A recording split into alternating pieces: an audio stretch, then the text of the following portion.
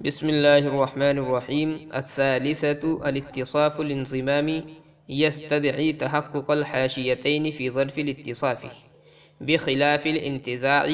بل يستدعي ثبوت الموصوف فقط، فمطلق الاتصاف لا يستدعي ثبوت الصفة في ظرفه. الثالثہ تیسرا نکتہ الاتصاف الانضمامی یہ ہے کہ اتصاف انضمامی تقاضا کرتا ہے تحقق الحاشیتین طرفین کے تحقق کا، حاشیہ بمعنی طرف کنارہ، طرفین کے تحقق کا، فی ظرف الاتصافی ظرف اتصاف میں، بخلاف الانتزاعی برخلاف انتزاعی کے، بل یستدعی ثبوت الموصوف فقط بلکہ انتزاعی تو صرف موصوف کے ثبوت کا تقاضا کرتا ہے، فمطلق الاتصاف لا يستدعي ثبوت الصفة في ظرفه، لہذا مطلق اتصاف نہیں تقاضا کرتا، لا يستدعي نہیں تقاضا کرتا، ثبوت الصفة في ظرفه صفت کے ثبوت کا ظرف اتصاف میں۔ یہ تیسرا نکتہ ہے مصنف رحمۃ اللہ علیہ نے جو یہاں پر ذکر کیا ہے، اور اس نکتے میں مصنف نے اتصاف کی تحقیق ذکر کی ہے۔ اتصاف کے معنی آتے ہیں ایک شے کو دوسری شے کے ساتھ میں متصف کر دینا۔ اتصاف کی اولاً دو قسمیں آتی ہیں، ایک اتصاف انضمامی ہوتا ہے، ایک ہوتا ہے اتصاف انتزاعی۔ اتصاف انضمامی کس کو کہیں گے؟ اگر صفت موصوف کے ساتھ متصف ہو اور اس سے منسوب ہو تو اس کو اتصاف انضمامی کہتے ہیں، اور اتصاف انتزاعی کہتے ہیں کہ صفت موصوف سے منتزع ہو اور اس سے مفہوم ہو۔ تو اتصاف انضمامی یہ ہے کہ صفت موصوف کے ساتھ متصف ہو اور اس سے منسوب ہو،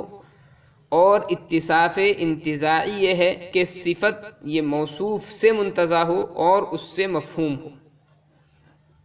پھر ان میں سے ہر ایک کی دو قسمیں ہوتی ہیں، خارجی اور ذہنی۔ تو اس طریقے سے کل ملا کر کے یہ چار قسمیں بن جاتی ہیں، انضمامی، خارجی، انضمامی ذہنی، انتزاعی خارجی، انتزاعی ذہنی۔ تو یہ کل چار قسمیں ہو گئی۔ ہر ایک کی تعریف دیکھیں پہلے۔ اتصاف انضمامی خارجی ایسے اتصاف کو کہیں گے کہ صفت ایسے موصوف کے ساتھ متصف ہو جو خارج میں موجود ہو، جیسے سواد کا اتصاف جسم کے ساتھ میں ہو۔ اتصاف انضمامی ذہنی صفت ایسے موصوف کے ساتھ متصف ہو جو موصوف صرف ذہن میں ہو، جیسے صورت علمیہ کا اتصاف حالت ادراکیہ کے ساتھ۔ اتصاف انتزاعی خارجی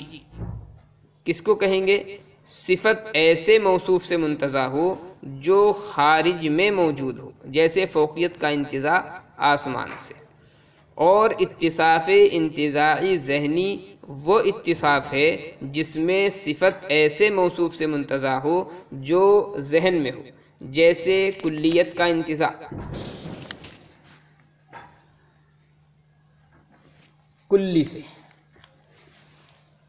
جیسے کلیت کا انتزاع کلی سے۔ کلی جو ہے یہ خارج میں موجود نہیں ہوتی بلکہ صرف ذہن میں ہوتی ہے، خارج میں جو ہوتے ہیں کلی کے وہ افراد ہوتے ہیں بس۔ مصنف نے یہ جو پوری تفصیل ہم نے آپ کو بتائی ہے، مصنف نے یہ پوری تفصیل ذکر نہیں کی ہے، بلکہ الاتصاف الانضمامی سے مصنف رحمۃ اللہ علیہ نے صرف انتزاع اور انضمام کا فرق بیان کر دیا ہے خالی، کہ اتصاف انضمامی چاہے خارجی ہو یا ذہنی ہو، دونوں صورتوں میں موصوف اور صفت دونوں کو ظرف اتصاف میں موجود ہونا ضروری ہے۔ یعنی اتصاف خارجی میں موصوف اور صفت کا خارج میں موجود ہونا ضروری ہے۔ کیوں ہے؟ کیونکہ اتصاف انضمامی خارجی کا ظرف اتصاف جو ہے وہ خارج ہی ہے، اور اتصاف ذہنی میں موصوف اور صفت کا ذہن میں موجود ہونا ضروری ہے، کیونکہ اتصاف انضمامی ذہنی کا ظرف اتصاف جو ہے وہ ذہن ہے۔ بخلاف الانتزاعی برخلاف انتزاعی کے، یعنی اتصاف انتزاعی میں صرف موصوف کا ظرف اتصاف میں ہونا ضروری ہے، اتصاف انتزاعی خارجی میں موصوف خارج میں موجود ہونا چاہیے، اور انتزاعی ذہنی میں ذہن میں موصوف موجود ہونا چاہیے۔ اتصاف انتزاعی میں صفت کا ظرف اتصاف میں تحقق ضروری نہیں ہے، کیونکہ صفت وہ مستقل ہے ہی نہیں بلکہ وہ تو موصوف سے منتزع ہے۔ تو اس لیے دونوں میں فرق یہ ہوا کہ اتصاف انضمامی میں صفت اور موصوف دونوں کا ظرف اتصاف میں موجود ہونا ضروری ہے، اور اتصاف انتزاعی میں صرف موصوف کا ظرف اتصاف میں ہونا ضروری ہے، صفت کا ظرف اتصاف میں ہونا ضروری نہیں ہے۔ فمطلق الاتصافی، یہاں سے مصنف نے اتصاف کی دونوں قسموں کے درمیان جو فرق بیان کیا ہے کہ اتصاف انضمامی میں موصوف اور صفت دونوں کا ظرف اتصاف میں وجود ضروری ہے، اور اتصاف انتزاعی میں صرف موصوف کا ظرف اتصاف میں ہونا ضروری ہے نہ کہ صفت کا، تو اس پر مصنف نے فمطلق الاتصاف سے ایک تفریع پیش کی ہے کہ جب اتصاف کا ایک فرد ظرف اتصاف میں صفت کے وجود کا تقاضا نہیں کرتا ہے، اور اتصاف کا ایک فرد کون سا ہو گیا؟ وہ اتصاف انتزاعی، تو وہ ظرف اتصاف میں صفت کے وجود کا تقاضا نہیں کرتا، تو اس سے یہ بات بھی ثابت ہو گئی کہ مطلق اتصاف بھی صفت کے ثبوت کا ظرف اتصاف میں تقاضا نہیں کرے گا، کیونکہ اگر مطلق اتصاف اس کا تقاضا کرے تو اب مطلب یہ ہوگا کہ اتصاف کا ہر فرد اس کا مقتضی ہے، حالانکہ ابھی مصنف نے خود وضاحت کی کہ اتصاف انتزاعی جو ہے وہ اس کا مقتضی نہیں ہے۔ وَأَمَّا مُطْلَقُ الثُّبُوتِ فَضَرُورِيٌّ فَإِمَّا مَا لَا يَكُونَ مَوْجُودًا فِي نَفْسِهِ يَسْتَحِيلُ أَن يَكُونَ مَوْجُودًا لِشَيْءٍ، وَالْاِتِّصَافُ لَيْسَ مُتَحَقَّقًا فِي الْخَارِجِ حَتَّى يَلْزَمَ تَحَقُّقُ الصِّفَةِ فِيهِ، لِأَنَّهُ نِسْبَةٌ وَكُلُّ نِسْبَةٍ تَحَقُّقُهَا فَرْعُ تَحَقُّقِ الْمُنْتَسِبَيْنِ بَلْ هُوَ مُتَحَقَّقٌ فِي الذِّهْنِ تحققها فرع تحقق المنتسبين بل هو متحقق في الذهن، وإن كان في الانضمام الخارجي الموصوف متحدا مع الصفة في الأعيان كالجسم والأبيض، وفي الانتزاع الخارجي بحسب الأعيان كالسماء والفوقية، اور بہرحال مطلق ثبوت تو وہ ضروری ہے۔ فإن ما لا يكون موجودا في نفسه، اس لیے کہ جو چیز فی نفسه موجود نہ ہو، یستحیل ان یکون موجودا لشیء، محال ہے یہ بات کہ وہ کسی شے کے لیے موجود ہو۔ والاتصاف لیس متحققا فی الخارج، اور اتصاف نہیں متحقق ہے خارج میں، حتی یلزم کہ لازم آئے صفت کا کہ لازم آئے اس سے صفت کا تحقق خارج میں۔ لأنہ نسبۃ، اس لیے کہ وہ ایک نسبت ہے، وہ سے مراد اتصاف، لأنہ نسبۃ، اس لیے کہ اتصاف ایک نسبت ہے، وکل نسبت تحققها، اور ہر نسبت کا تحقق منتسبین کے تحقق کی فرع ہے، بلکہ اتصاف متحقق ہے ذہن میں، اگرچہ انضمام خارجی میں موصوف متحد ہوتا ہے صفت کے ساتھ۔ وَإِنْ كَانَ فی الانضمام الخارجی، اگرچہ انضمام خارجی میں موصوف متحد ہوتا ہے صفت کے ساتھ اعیان خارجیہ میں، جیسے جسم اور ابیض، اور انتزاع خارجی میں موجودات خارجیہ کے ساتھ خارجیہ کے اعتبار سے، جیسے آسمان اور فوقیت۔ وَأَمَّا مطلق الثبوت، یہاں سے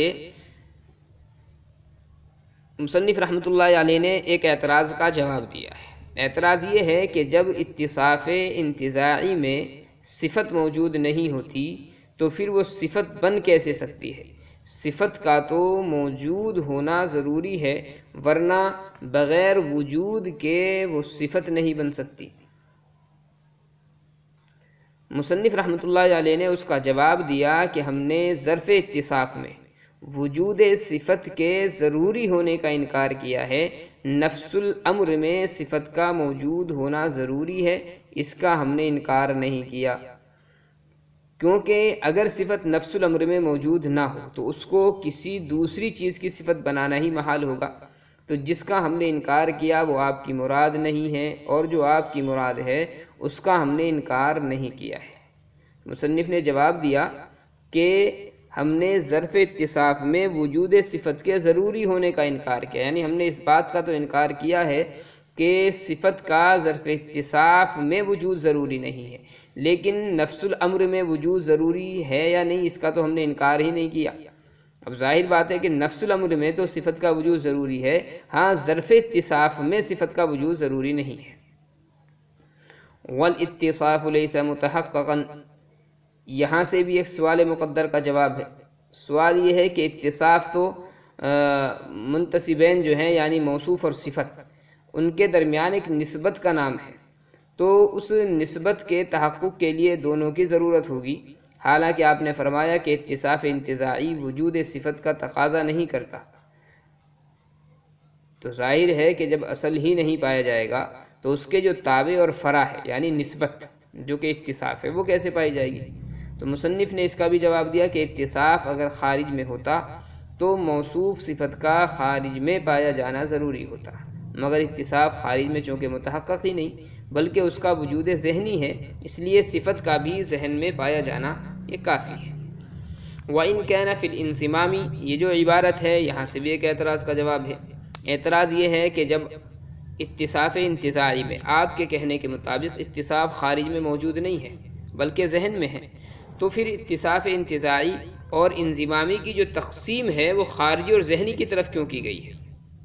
پھر تو خالی اتصاف انتزاعی میں جو ہے وہ صرف ذہنی ہونا چاہیے تھا، بس خارجی اور ذہنی کی طرف جو تقسیم کی یعنی دو قسمیں جو بیان کی ہے اتصاف انتزاعی کی اور اتصاف انضمامی کی، ذہنی اور خارجی، یہ دو قسمیں بیان کرنا پھر درست نہیں ہوگا۔ تو مصنف نے اس کا بھی جواب دیا کہ اتصاف کے مذکورہ جو اقسام ہیں وہ موصوف کے اعتبار سے ہیں۔ انضمام خارجی میں موصوف کا اتحاد صفت کے ساتھ خارج میں ہوتا ہے، اور انتزاعی خارجی میں جو اتحاد بحسب الخارج ہے وہ خارج کے اعتبار سے ہوتا ہے۔ تو خارج سے تعلق جو ہے وہ حقیقتاً موصوف کا تعلق ہے، اتصاف کا حقیقتاً تعلق نہیں ہے، ہاں موصوف کی وجہ سے اتصاف کو بھی خارجی کہہ دیا جاتا ہے۔ ایک لفظ یہاں پر آیا ہے فی العیان، اتحاد فی العیان، اتحاد فی العیان یعنی اتحاد فی الخارج، اس کا مطلب یہ ہے کہ موصوف اور صفت دونوں ہی خارج میں موجود ہوں، جیسے جسم اور ابیض ہے، جسم بھی خارج میں موجود ہے، ابیض بھی ہے۔ اور اتحاد بحسب الاعیان جو ہے اس کا مطلب یہ ہے کہ صفت موجود نہ ہو بلکہ صرف موصوف خارج میں اس طرح سے موجود ہے کہ اس سے صفت کا انتزاع ہو رہا ہو۔ تو یہاں پر جو ہے دو لفظ استعمال کیے، ایک اتحاد فی الاعیان اور ایک اتحاد بحسب الاعیان۔ تو اتحاد فی الاعیان کا مطلب کیا ہے